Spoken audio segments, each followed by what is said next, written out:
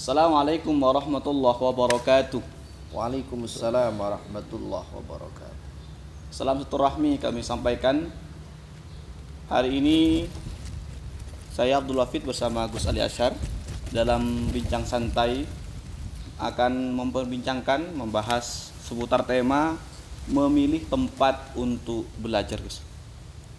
Kita hari ini berada di pergantian tahun pelajaran, tentunya siswa-siswi dan juga mahasiswa dan mahasiswi perlu tempat untuk belajar.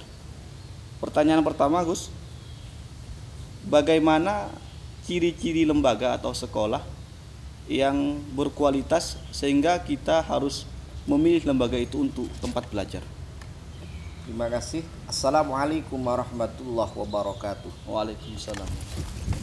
Para muhibbin rahimakumullah, sebuah lembaga pendidikan itu dikatakan bagus, cirinya ada dua. Pertama, fokus pada satu keahlian, baik keahlian dalam bidang agama maupun non agama, tapi harus fokus. Kalau tidak fokus, maka bisa dipastikan bahwa lembaga itu tidak berkualitas karena tidak bisa mendesain kurikulumnya. Nah, kita bisa lihat kurikulumnya itu kalau serumpun, mata pelajaran atau mata kuliahnya itu serumpun, maka berarti itu lembaga pendidikan yang berkualitas. Tapi kalau semua mata pelajaran yang serumpun maupun tidak serumpun kok diberikan, maka itu tandanya kurikulumnya belum bagus. Maka di Indonesia ini yang sudah cukup berhasil lembaga pendidikan itu satu, Pondok Pesantren Salaf itu sangat berhasil menelurkan ahli-ahli agama, karena memang target akhirnya adalah meluluskan ahli-ahli agama. Kurikulumnya didesain juga kurikulum agama. Yang kedua, fakultas-fakultas yang prakteknya lebih banyak daripada teorinya. Contoh fakultas kedokteran itu cukup berhasil. Politeknik, akademi itu cukup sukses.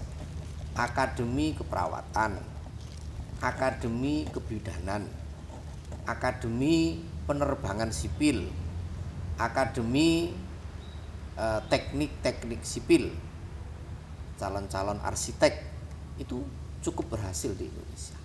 Sementara di lain itu, yang mata kuliah atau mata pelajarannya masih banyak, tidak serumpun, maka itu dipastikan ciri-ciri lembaga yang tidak berkualitas. Nomor dua, ciri sebuah lembaga yang berkualitas itu adalah mengedepankan anak didiknya itu dalam hal tata krama. Karena profesi apapun di dunia ini itu selalu berbarengan dengan tata krama. Tanpa ada tata krama, maka tidak akan ada kebaikan di dunia ini. Seorang dokter butuh tata krama, seorang agamawan juga butuh tata krama, seorang pilot juga butuh tata krama, seorang bidan, seorang perawat, seorang pedagang, seorang apapun itu profesinya, itu selalu dibarengi dengan tata krama. Jadi kurikulum yang fokus dibarengi dengan tata krama dan moralitas, itulah ciri-ciri sebuah lembaga yang berkualitas.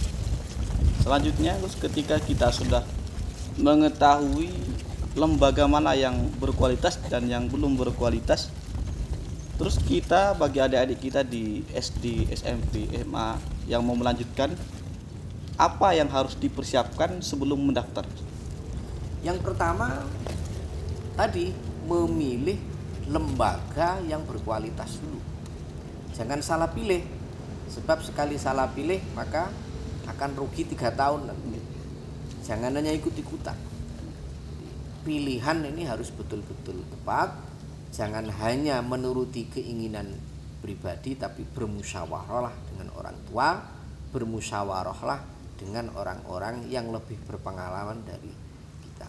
Ingat, orang tua kita atau orang-orang yang lebih tua dari kita itu memiliki pengalaman hidup yang lebih banyak daripada kita. Yang kedua, sesuaikan dengan bakat dan minatnya. Kalau memang bakatnya di agama, maka segeralah pilih lembaga-lembaga agama di pondok pesantren, mana yang diinginkan bisa dipilih. Kalau memang bakatnya itu di non agama, maka ya pilihlah non agama, yang penting fokus. Dan yang ketiga, sesuaikan dengan kemampuannya. Kemampuannya dalam bidang finansial, kemampuan orang tuanya, dan seterusnya. Jadi 3 kombinasi ini, memilih lembaga yang berkualitas, kemudian yang kedua sesuai dengan bakat dan minat sehingga nanti bisa mencintai, dan yang ketiga disesuaikan dengan kemampuan finansialnya.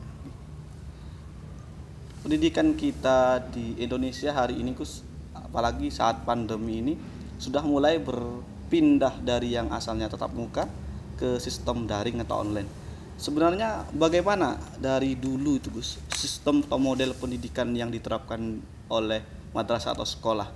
Mulai dari dulu kita pakai kapur tulis dan sebagainya. Dan hubungan atau adakah pengaruh terhadap lulusannya, nggih? Ya, semua model ada plus minusnya. Tempo dulu itu kelebihannya satu, kalau kita mau setback sejauh melihat sejarah, orang-orang tempo dulu itu pembelajarannya fokus.